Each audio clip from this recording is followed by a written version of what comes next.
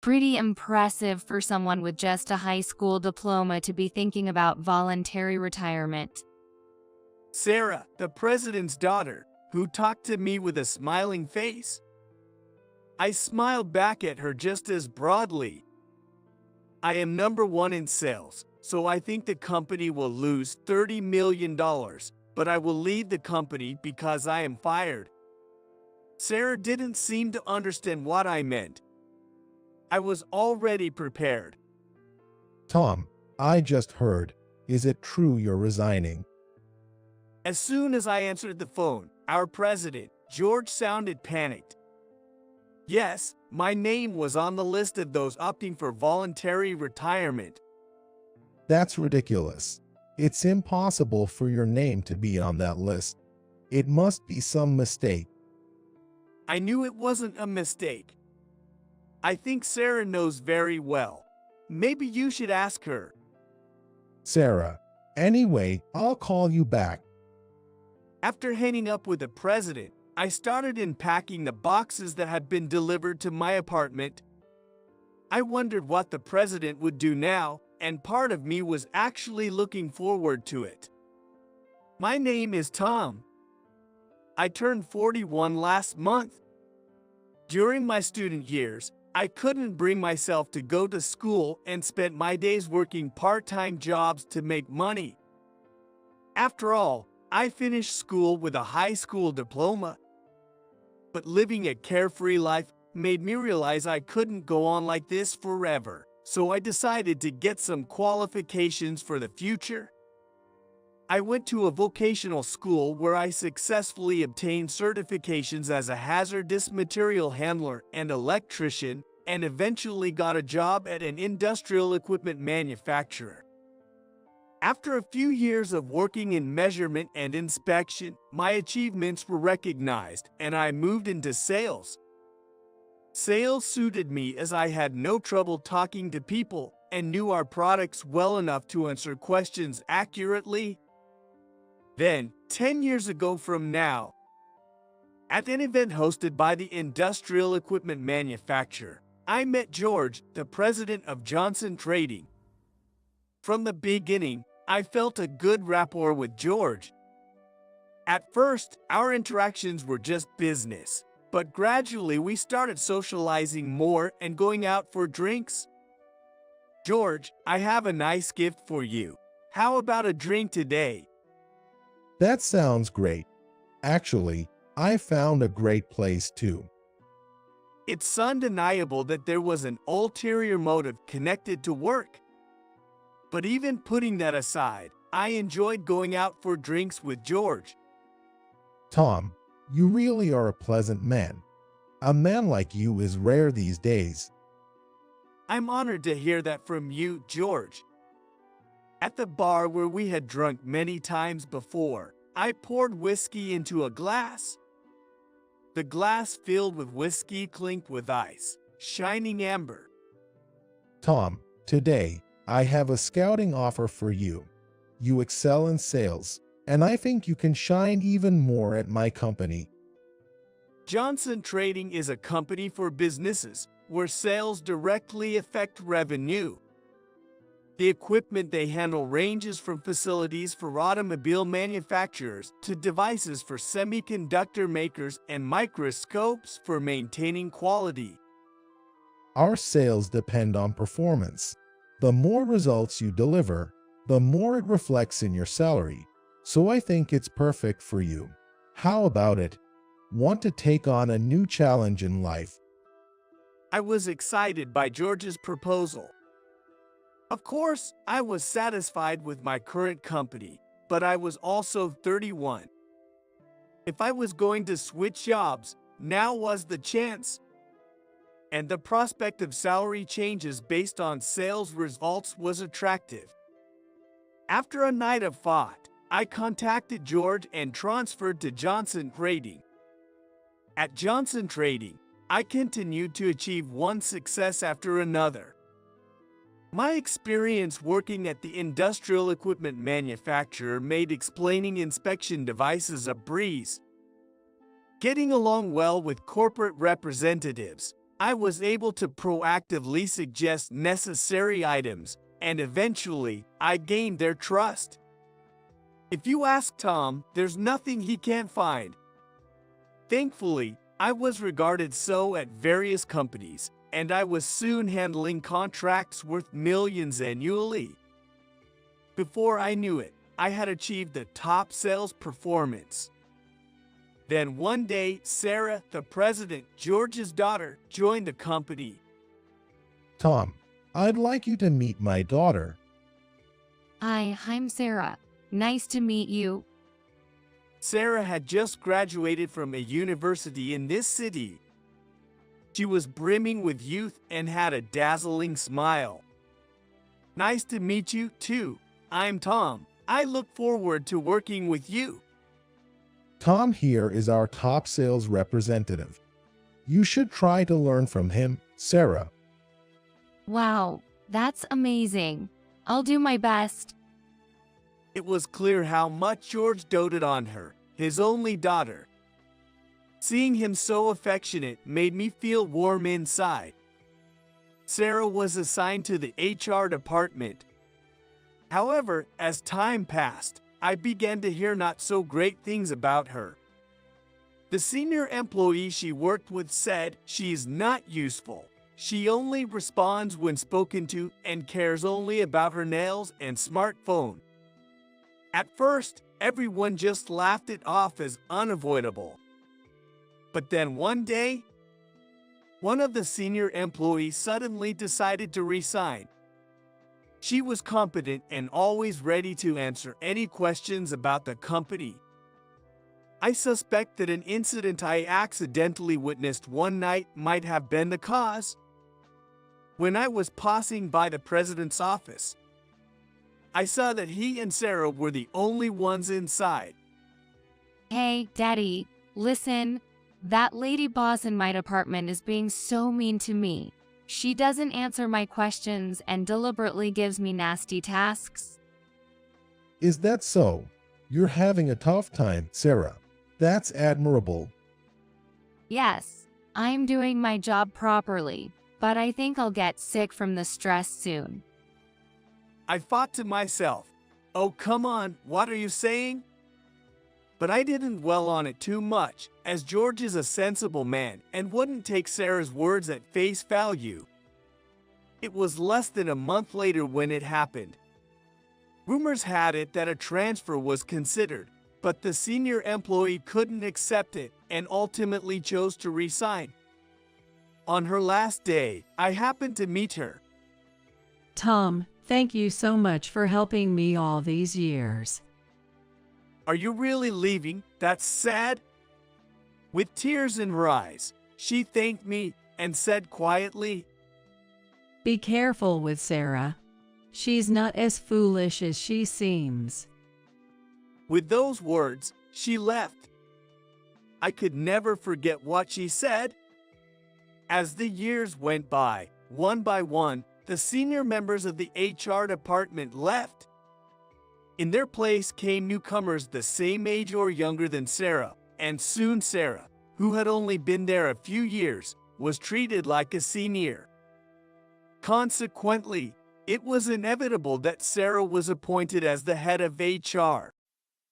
Even so, I thought this would not affect my work. But Sarah's influence was closer to me than I expected. I had a junior colleague, James, who had just turned 35. Like me, James had joined midway through his career, and we spent our days making sales calls together. He was a promising asset, likely to surpass me in the future, and James, with his refreshing demeanor, was popular among clients and female colleagues alike. Although my chances to go drinking with George had decreased, I went out more often with James. When work ran late, we would drink together and encourage each other, facing the next day with renewed vigor. I heard that James and Sarah had started dating right after she became the department head. Around that time, it became my routine to listen to Sarah's story from James. Tom, listen. I'm going on a date with Sarah. Do you know any good places? She just asked me to have lunch together from now on. She's going to make lunch for me. I listened to James's smitten stories with a smile. If James was happy, that was enough for me. However, as days passed, I noticed something was off with him. Sorry, Tom. Sarah says I shouldn't go to entertainment anymore. She hates it when I drink with my colleagues and come home drunk. Another day brought another concern. Sarah keeps saying I work too much overtime. I explain that it's just necessary work, but somehow I'm always doubted. I couldn't hold it in any longer and confided in James. Come on, what's there to doubt? I'm not sure myself. She suspects I might be going out drinking or getting cozy with other women. I was so flabbergasted I couldn't even respond. I wish she could see how seriously James works just once. Just then, James' phone rang. Oh, it's Sarah. Well, I'm heading home. James looked worn out. I worried but knew better than to meddle in romance. A few days later, I heard rumors that Sarah and James had broken up. James took some time off work and then resigned. I deeply regretted not reaching out to him more seriously. I didn't want anything to do with Sarah, but one day, by George's orders, I had to take her to entertain a client from Company Simpson. When the president of Company Simpson visited our office previously, he seemed to take a liking to Sarah when they met by chance. I will be with you today. Sure, I'll handle the business talk. Thank you. I appreciate it. She was always lively and polite, but I couldn't shake the feeling that Sarah might mess something up. We entered the restaurant to entertain the president of Company Simpson. Thank you for taking time out of your busy schedule to meet with us today. Good evening. This place is actually my recommendation. I was surprised by her casual approach, but the president of Company Simpson didn't seem to mind.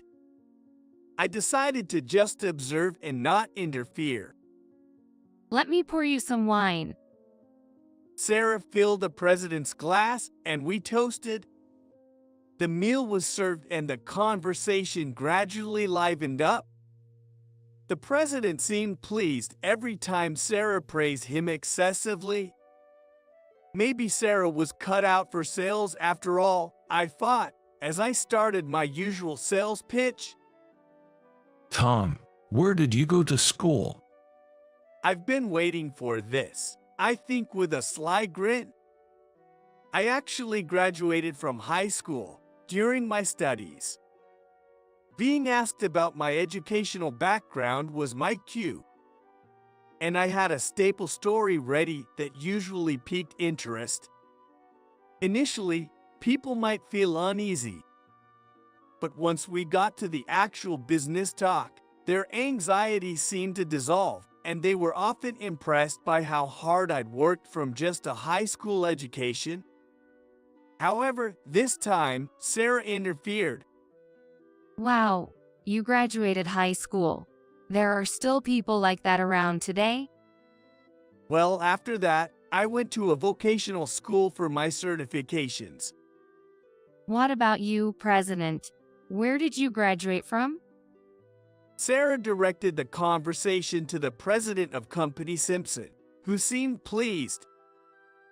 I graduated from New York University. Wow, that's impressive.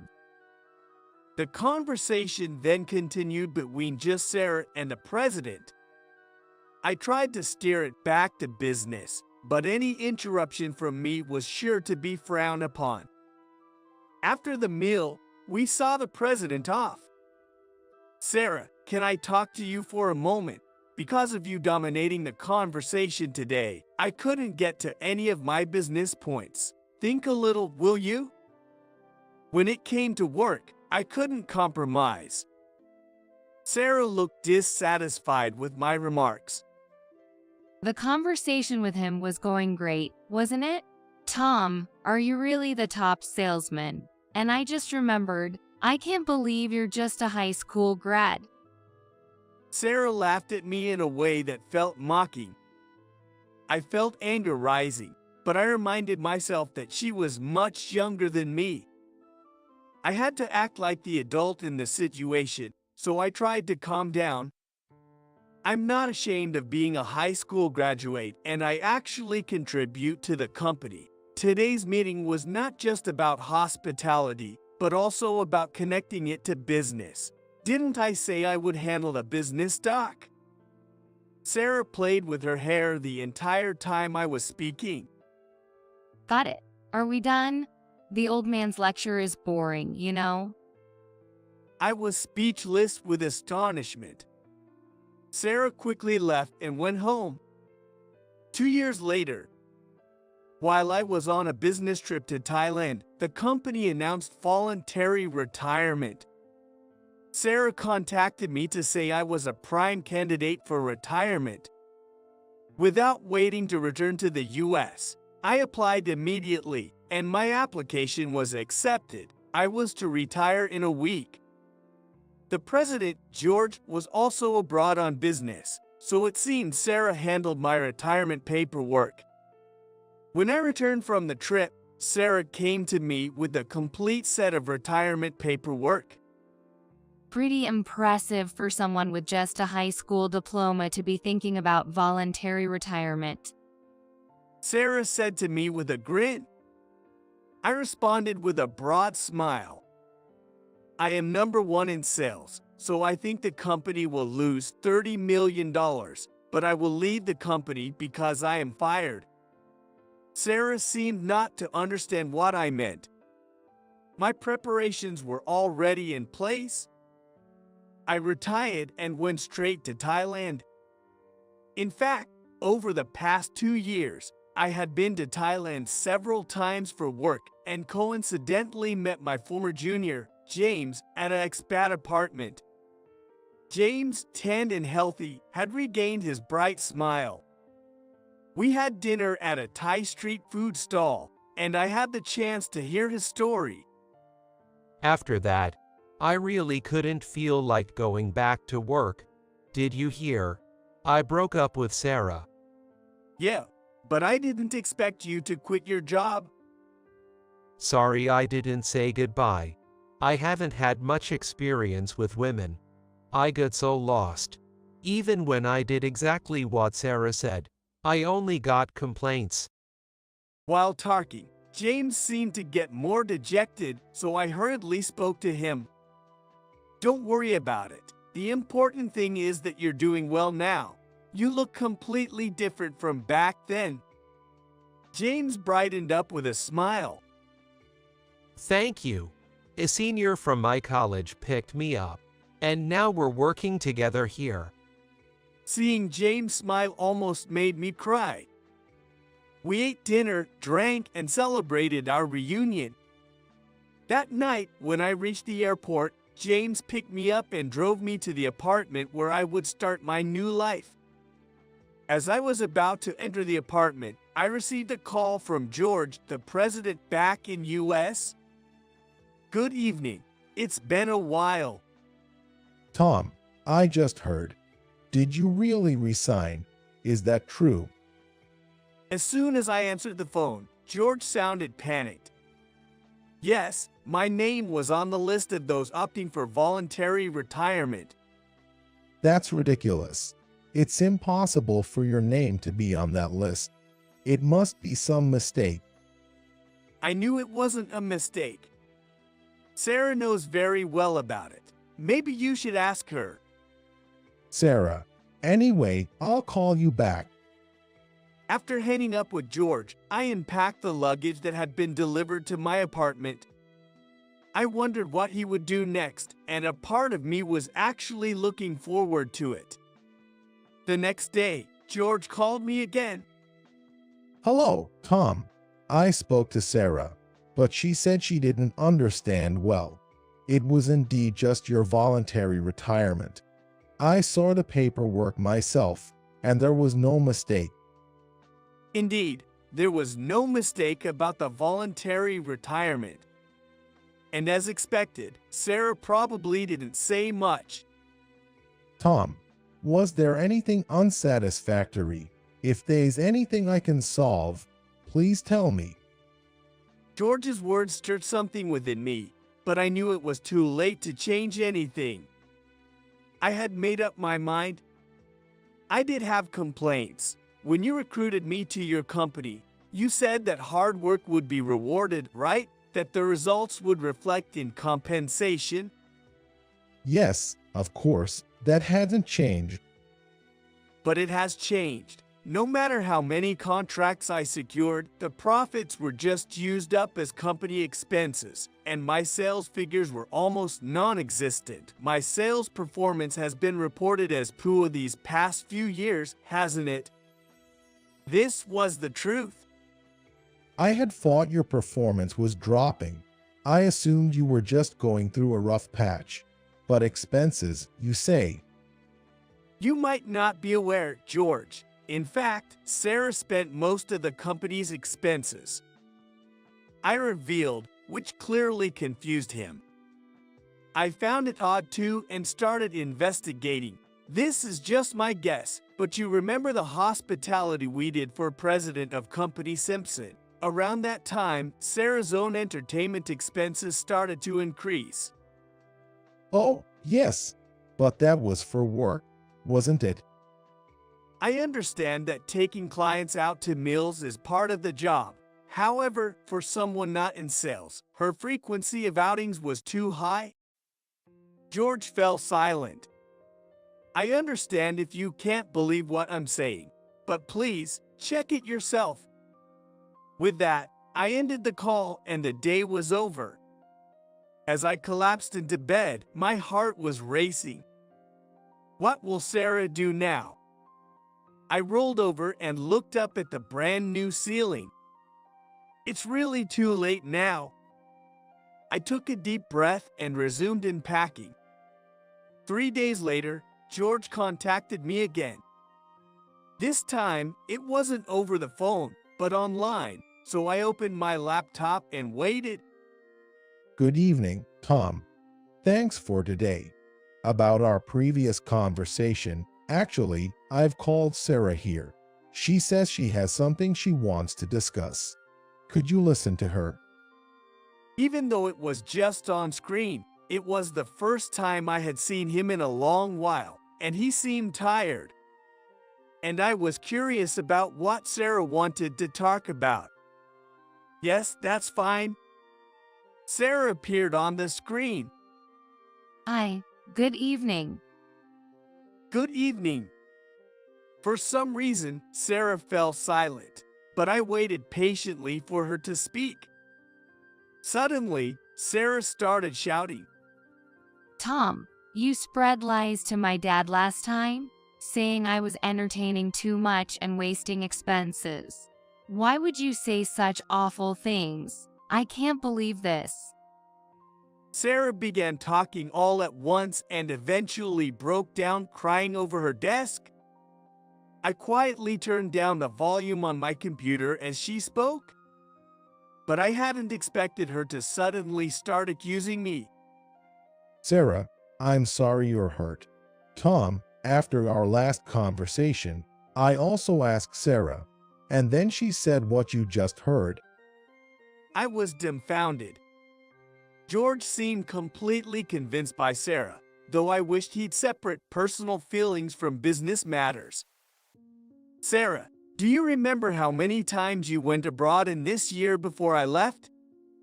Sarah suddenly looked up, seemingly faking her tears. About 3 times, right?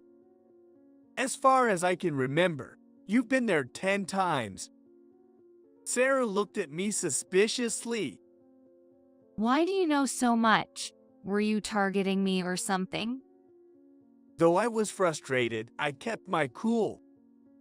You bragged about buying that outfit overseas, right? Every time you went, you'd come back with bags, shoes, and clothes. You always talked about it proudly, so everyone knew, not just me. I heard you were taking time off, but is that true? I did take time off, but no, it was for inspections. Her statements were all over the place.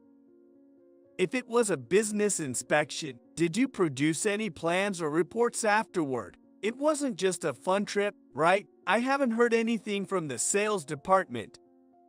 Sarah fell silent. The clothes and bags were expenses, right? George, please make sure to discuss this with the accountant. Oh, I see. I'll do that. Sarah's face turned red with anger. And about those fancy restaurants you use for entertainment. Entertainment is fine, but did any contracts result from those? Tom also went to those, didn't he? That's true, but I only use such places when absolutely necessary, depending on the client's preference. Sometimes a cafe or a diner is more appropriate. It seems Sarah was not interested in listening to what I had to say. Why are you only blaming me? Dad, you believe in me, right? George, suddenly thrown into the conversation, was troubled. But, Sarah, what Tom is saying is true. He doesn't always go to the same place. He's very good at socializing and really listens to what people have to say, which is why he secures contracts. Thank you, but that's not the issue here, Sarah. You effectively erased the revenue I brought in through contracts. Sarah, who had been loudly protesting, suddenly fell silent. What are you talking about? That's impossible. Her tone changed drastically, and she glared at me. I thought you would say that. I shared my screen and showed them the file I had created. I'm meticulous by nature. I record who I meet, where, and when every time. I also note the content of our conversations and their food preferences because I never know how it might connect later. It helps me understand the relationships between businesses.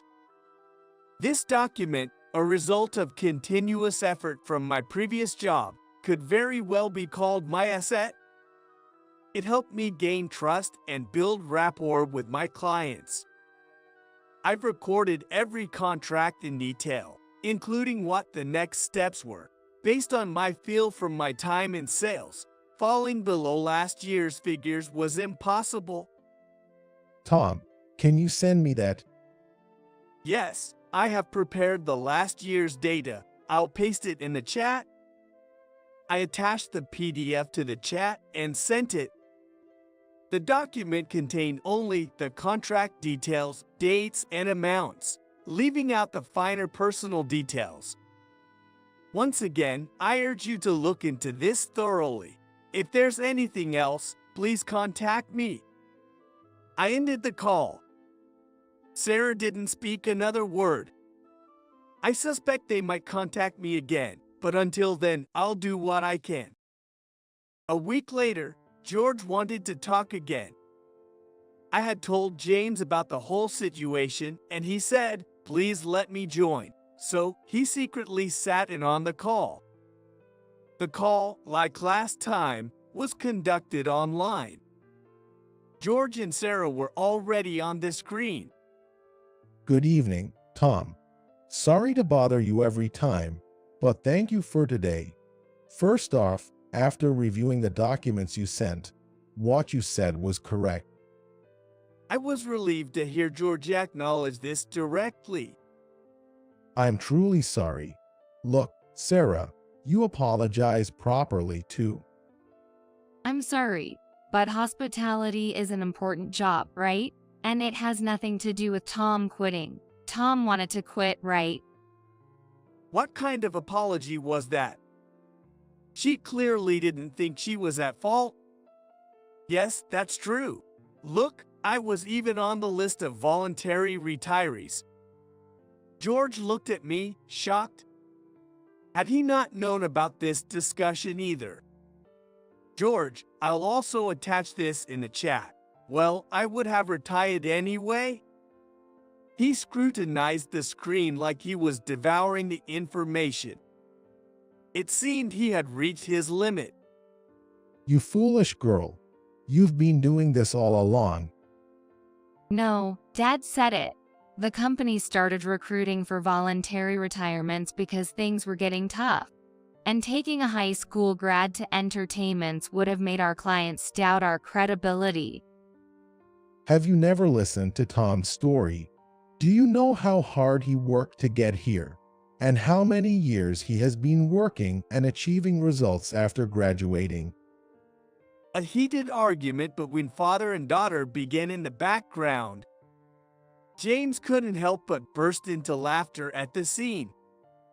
Who's that? Hi, long time no see, George and Sarah. Sarah noticed James and seemed startled. James. Well, it's good to see you're well. Are you with Tom right now? Yes, I never thought I'd hear from Sarah's own mouth how important entertainment is. I recalled how Sarah used to insist that James shouldn't entertain when they were dating. James, can you tell me more about it? What I heard directly from Sarah was that the people who do entertainments aren't good people. She said they misunderstand that using money to have fun is their job. Well, that's something. I couldn't help but blurt out. That's your misunderstanding. I kept detailed records like Tom taught me. Thanks to your objections, my records show a sharp decrease in entertainment activities. Stop making things up. Sarah burst into tears and buried her face in the desk. James and I were just stating facts. Both of you, I'm truly sorry. I know it sounds self-serving, but would you consider coming back? George begged us, but I'm not going back to that company. Prepare $1 million, no, $5 million. I have no intention of coming back, but if Sarah can arrange for $5 million, I will properly hand over my duties. George looked at me, dumbfounded. What are you talking about? Why should we pay $5 million just for a handover? I sent my records before, and they include new facility installations and commitments for maintenance contract renewals. That alone is worth $30 million a year.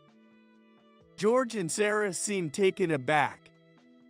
I've built these relationships over many years. I could only make those proposals because of that. The intricate details and future needs are something only I would know.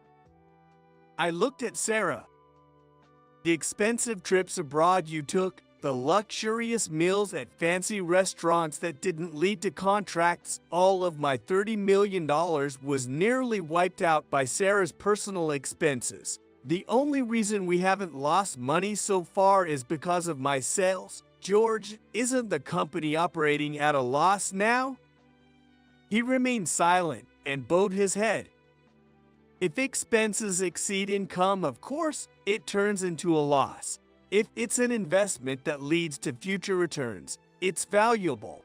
Let me say it again. Without my sales, it will just turn into a loss.